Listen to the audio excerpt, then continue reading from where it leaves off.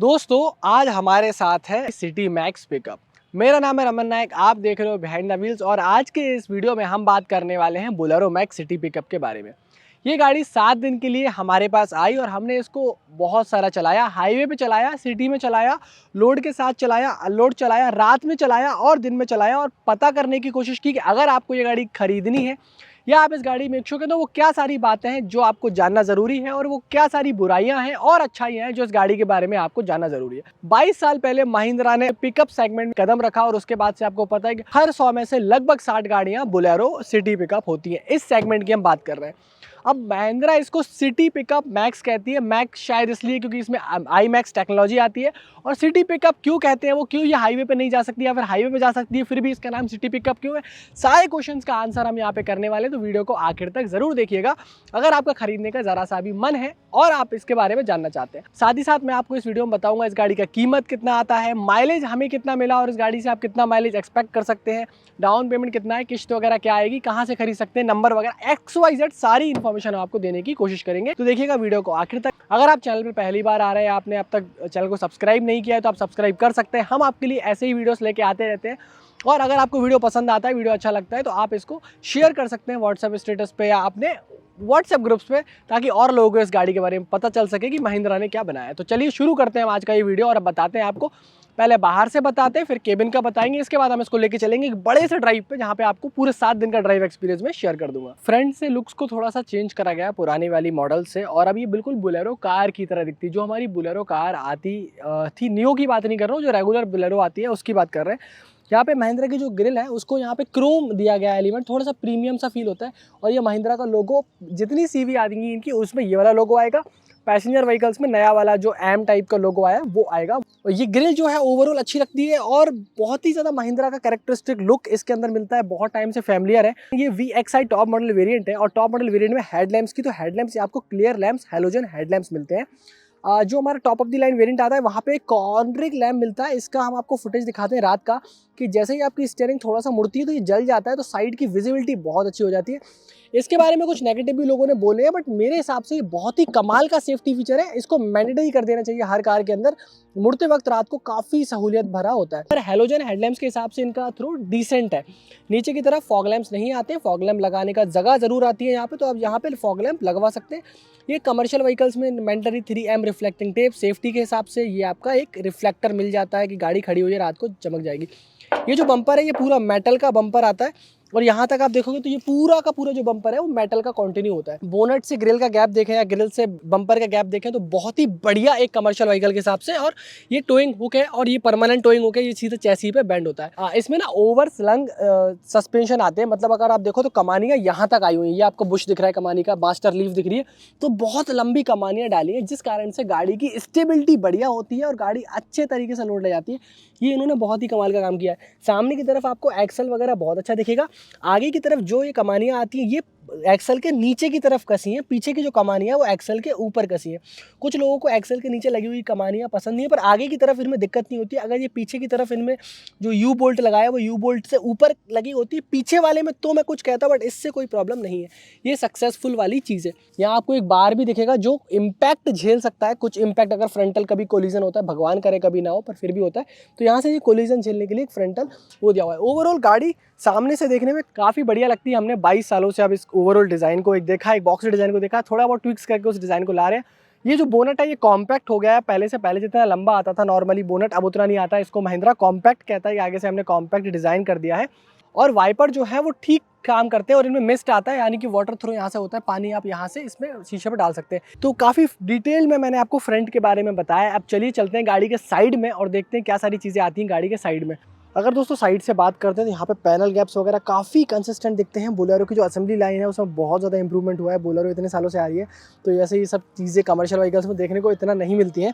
अगर tyre size की बात करें तो 15 इंच के टायर यहाँ लगाए हुए हैं। ये 195/80 के टायर है, मतलब सेक्शन बहुत बड़ा है। यहाँ से ये बहुत बढ़िया लेने वाला है लोड आपका। हैवी ड्यूटी टायर्स इसमें गाड़ी में आते हैं। बोलेरो में महिंद्रा ने जो ध्यान दिया वो ये कि यहाँ पे आपको लॉक मिलता है। मतलब ऐसा नहीं, सेंटर लॉकिंग तो आती नहीं है, तो ऐसा नहीं है कि आपको सिर्फ वहीं से जो है आप अनलॉक कर सकते हो, यहाँ से भी जो है आप इस गाड़ी को अनलॉक कर सकते हो। और यहाँ पे अगर मिरर्स की हम बात करें तो रियर व्यू मिरर बहुत अच्छे हैं। गाड़ी की चौड़ाई वगैरह बहुत अच्छी है, ऊंचाई होने के कारण काफ़ी बढ़िया जो है मिरर से दिखता है। और अगर यहाँ से देखें तो पीछे की तरफ एक विंडो मिलती है जिससे आप पीछे लोड को देख सकते हो और हवा बहुत अच्छी आती है, हवा वहाँ से एक्चुअली बाईपास हो जाती है, तो केबिन वेंटिलेशन में ये बहुत मदद करता है। इसको आप अंदर से लॉक कर सकते हो अगर इस तरह से, तो वहाँ से अंदर से नहीं खोलोगे तो बाहर से कोई इसको नहीं खोल सकता है। अगर हम बात करें लोडिंग एरिया की या जहाँ पे आप सामान लेके जाओगे, तो ये 8.2 या 8.25 फुट की लंबाई के साथ में आता है। 5.5 फुट की इसकी चौड़ाई है। कंपनी वाले डाला में बात करूँ तो लगभग 1.5 फीट की ऊंचाई इसकी आती है। नीचे की तरफ पैटर्न वगैरह बहुत अच्छा है। यहाँ भी आप देखो तो रबर के पैड्स वगैरह दिए हैं जिससे कि पानी वगैरह गाड़ी में आसानी से निकल सके, और गाड़ी पीछे से बहुत अच्छी लगती है। मतलब यहाँ से आप देखो सिंसियर सा डिज़ाइन मुझे कहीं ना कहीं इस लोड बॉडी का लगता है। कुछ कंपनी वाली बॉडी लेके भी अगर आप इसमें कुछ और बॉडी एक्सटेंड करना चाहते हो तो ये भी बहुत अच्छा ऑप्शन मिल लगता है। अगर आप चेसी के साथ में पूरी कंप्लीट बुलेरो जैसे हमने देखी वैसी नहीं बनवाना है तो। और हिंजेस वगैरह भी बढ़िया है, लोड हाइट वगैरह भी इस गाड़ी में बढ़िया आएगी, पकड़ के जो गाड़ी थोड़ी सी चलती है। अगर हम बात करें महिंद्रा में पीछे से डिज़ाइन के बारे में, तो पीछे से डिज़ाइन बहुत अच्छा लगता है, स्पेशली एलईडीज़ के आने के बाद से काफ़ी अट्रैक्टिव सा लुक हो गया। ये आधा अलग जलता है, सी शेप्ड के है, ये रिफ्लेक्टर आता है, ये बैक लाइट है, ये इंडिकेटर है और ये ब्रेक लाइट आता है। ओवरऑल बहुत ही बढ़िया इसका जो कॉम्बिनेशन है वो लगता है। यहाँ से महिंद्रा एम्बोजिंग की हुई है, ये एम्बोजिंग मिल जाएगी आपको महिंद्रा की, और ये रिवर्स पार्किंग सेंसर्स मिल जाते हैं। हालांकि सिर्फ 2 ही रिवर्स पार्किंग सेंसर मिलते हैं। अगर आप देखो यहाँ से भी डाले जो है उस पर हिंजेस वगैरह जो आते हैं वो बढ़िया आते हैं। रस्सी वगैरह का भी बांधनी हुई तो वो आप बांध सकते हो। कुछ और वेल्डिंग वगैरह करानी हो तो आप आसानी से इस गाड़ी पे करा सकते हो। ये डाले को थोड़ी मजबूती देने के लिए इस पर पैटर्न्स बनाए गए हैं। टायर की साइज़ की अगर आप बात करो तो ये 15 इंच के टायर आते हैं जैसे हमने वहाँ देखा था। ये हब वगैरह भी मुझे ठीक दिखता है। अगर इसमें एक चीज़ जो बहुत दिखाने वाली है वो ये है कि जो इसकी कमानियाँ हैं वो बहुत लंबी हैं। जो नॉर्मल कमानियाँ आती हैं उनसे भी लंबी। यहाँ पे बुश का यूज़ किया है तो ग्रीसिंग करने की ज़रूरत नहीं पड़ेगी। काफ़ी सारे पट्टे डाले हैं, आप चाहें तो पट्टे बढ़वाने की कभी ज़रूरत नहीं पड़ेगी। और पता नहीं कौन लोग होते हैं जो पट्टे बढ़वाते हैं, बट इसमें ज़रूरत नहीं पड़ेगी। यहाँ अंदर की तरफ एंटी रोल बार हमें देखने को मिल जाता है जिससे कि गाड़ी स्टेबल रहती है, गाड़ी बहुत ही ज़्यादा संतुलित चलती है, लोड आपका जो है वो स्टेबल रहता है। और ये सारी चीज़ें तो यहाँ पे आपको एंटी रोल बार ये देखने को मिलता है। और ये आप देखो जो बहुत बड़ा है पट्टा कमानी का जो एरिया है वो बहुत ज़्यादा बड़ा है। यहाँ से आपको स्टेप अप चैसी मिलेगी। चैसी बिल्कुल स्ट्रेट नहीं है, यहाँ से थोड़ा सा कर्व है तो चैसी यहाँ से ऊपर आ जाती है और इसके ऊपर पूरी बॉडी माउंट की गई है। ये गाड़ी आपको CBC में भी मिल जाती है, यानी कि कैबिन में चेसी में मिल जाती है। अगर आपको ऊपर का लोड डाला नहीं चाहिए तो वो मिल जाता है। लोड डाला वाली गाड़ी और चेसी वाली गाड़ी में लगभग 20 से 25 हज़ार रुपये के कीमत का अंतर आता है।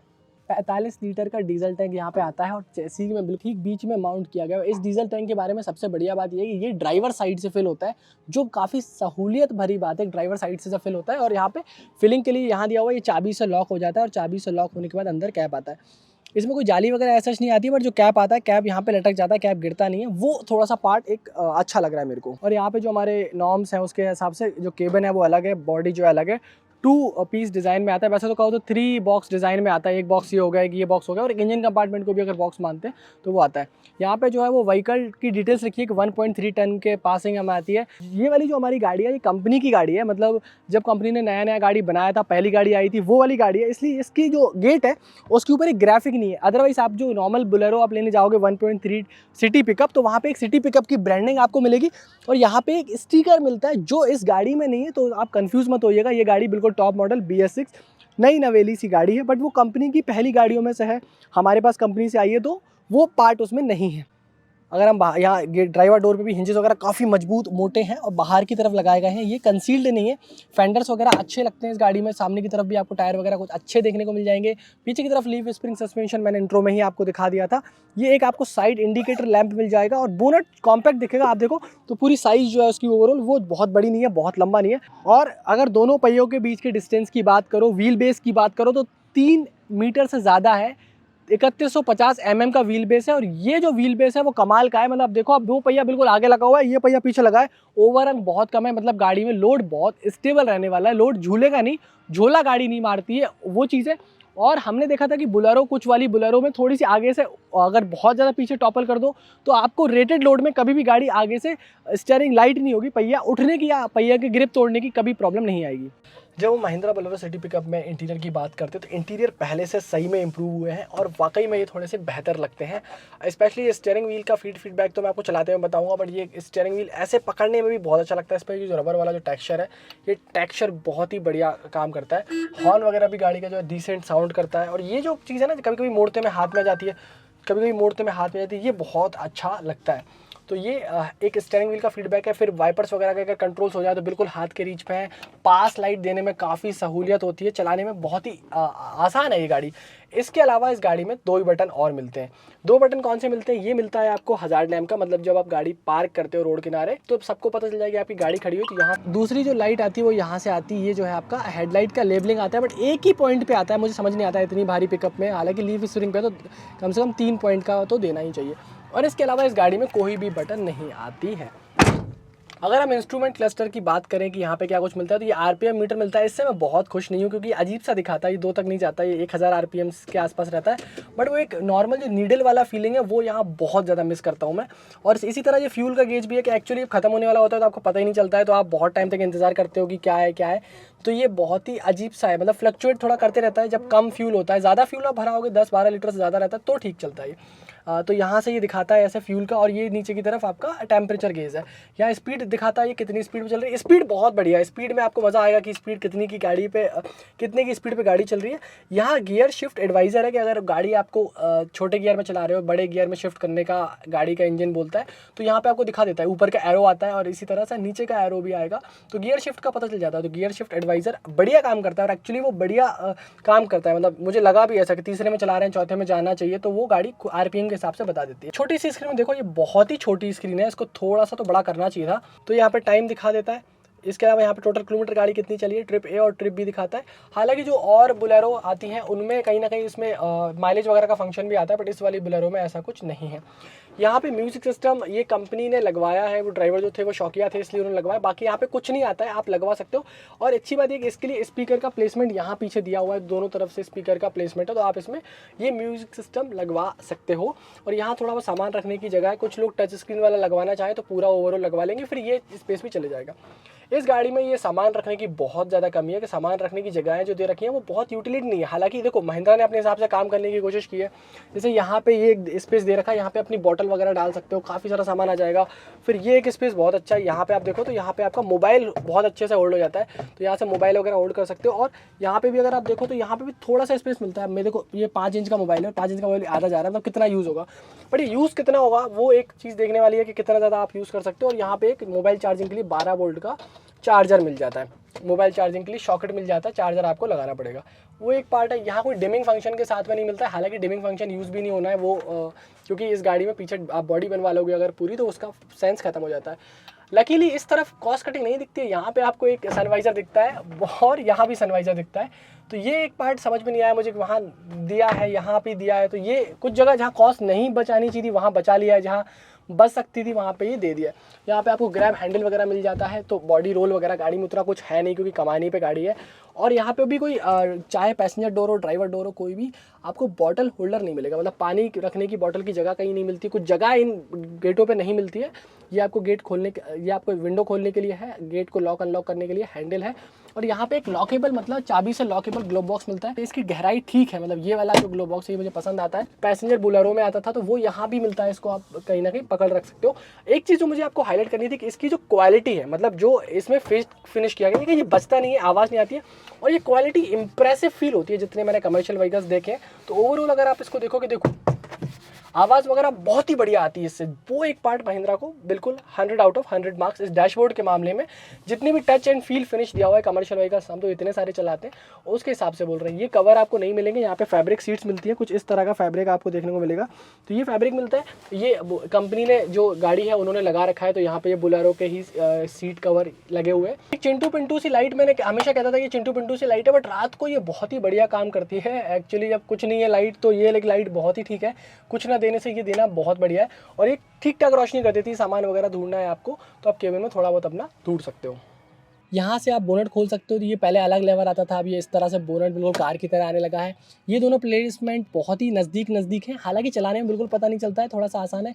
ये एस्केलेटर जो है वो इलेक्ट्रॉनिक है, इलेक्ट्रॉनिक की तरह काम करता है, सीधे वायर्ड वाला नहीं है। और यहाँ से अगर आप देखने की कोशिश करें तो वॉक थ्रू फ्लोर है, फ्लैट फ्लोर है, और तीसरा व्यक्ति जो बैठता है उसको थोड़े से पैर रखने में मतलब ऐसे यहाँ से डालना पड़ता है गियर के बाजू से। और ये गाड़ी जो है वो D+2 की पासिंग में आती है। देखो जो ये गाड़ी जो है वो D+2 की पासिंग में आती है, मतलब D के साथ में बंदे बैठ सकते हैं। यहाँ पे हेडरेस्ट जो है वो एडजस्टेबल है, जो कि अगेन अच्छी चीज़ है। यहाँ पीछे की तरफ रिक्लाइन हो सकती है सीट पर, पीछे ज़्यादा गुंजाइश नहीं है तो रिक्लाइन नहीं होती है। हाइट एडजस्टमेंट के साथ में आने वाली ये पहली ही पिकअप मेरे ख्याल से है, यहाँ तक अभी तक कोई और पिकअप में मैंने नहीं देखा है हाइट एडजस्टमेंट आता है। और आगे पीछे आप इसको एडजस्ट भी कर सकते हो। एक चीज़ जो आपको बतानी है कि बॉटल होल्डर कहीं नहीं देने के बाद यहाँ पे कुछ एंगल के माध्यम से दिया हुआ है, जो कि एक कमाल की चीज़ है। और ये आपको एक टूल बॉक्स मिलता है जो कि पैसेंजर की सीट के ठीक नीचे मिलता है। और ये बहुत ही बढ़िया, यहाँ पे ताला वाला लगाने की गुंजाइश मिलती है। बट इस सीट के बारे में ये कहना है कि ना तो ये सीट आगे पीछे जाती है ना कुछ होती है, बिल्कुल bench type sofa type seat है और बिल्कुल वही सीट है। तो मतलब इस सीट के साथ कुछ भी नहीं कर सकते हो आप, ये सीट बिल्कुल फिक्स है तो फिक्स है।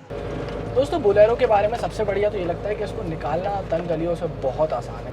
एक चीज़ जो मुझे लग रहा है कि महिंद्रा ने बड़ी मिस कर दी इसमें, वो है म्यूज़िक सिस्टम का निकाल देना। जगह दे रखी है तो आप लोग प्लीज़ जब भी गाड़ी खरीदते हैं तो म्यूज़िक सिस्टम ज़रूर ले लीजिए, बहुत ज़रूरी होता है। नहीं तो बोर हो जाओगे आप अकेले चलाते चलाते, खास करके कोई बात करने को नहीं है तो। और दूसरी बात, चूँकि ये सिटी पिकअप के तौर पे इन्होंने दिया है तो एसी का ऑप्शन इसमें है नहीं, मतलब एसी का कोई भी ऑप्शन नहीं आता है। एसी के लिए बोलेरो की दूसरी मॉडल्स आते हैं जिनमें आपको एसी का ऑप्शन मिलेगा, और ये वाली जो गाड़ी है उसमें आपको एसी का ऑप्शन नहीं मिलता है। इस गाड़ी के बारे में एक चीज़ और ये है कि इसकी गियर स्लॉटिंग बहुत एक्यूरेट है। और जब आप इसको मतलब ये 40, 45, 55 पे भी कब पहुँच जाती है तो आपको पता ही नहीं चलता है। मतलब इसमें पिकअप बहुत अच्छा है। 65 हॉर्स पावर की पावर होने के बाद भी मुझे कभी ऐसे अंडर पावर नहीं लगी है, मतलब पावर बहुत बढ़िया भर के आता है गाड़ी। गियर शिफ्ट एडवाइज़र बहुत बढ़िया तरीके से काम करता है, गियर शिफ्ट एडवाइज़र बहुत बढ़िया है। इस गाड़ी की सीटिंग बहुत कंफर्टेबल है, मतलब हम लोगों ने इसको लगभग अभी 156 किलोमीटर चला लिया है। 156 किलोमीटर में एक बार मुझे ऐसे लगा कि कोई थकान देने वाला चीज़ है।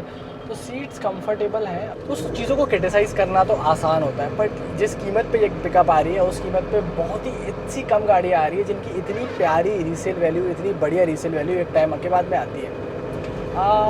मुझे पता नहीं महिंद्रा इसको सिटी पिकअप क्यों कहते हैं, शायद इसके 5.5 मीटर के टर्निंग रेडियस के कारण, बट पता नहीं मुझे। पर ये हाईवेज़ पे बहुत बढ़िया परफॉर्म करती है। हमने इसको बहुत सारा चलाया है और बहुत सारा चलाने के बाद भी हमें ये चीज़ समझ में आई है कि कहीं ना कहीं गाड़ी बहुत बढ़िया पिकअप करती है, बहुत बढ़िया चलती है हाईवेज़ पे।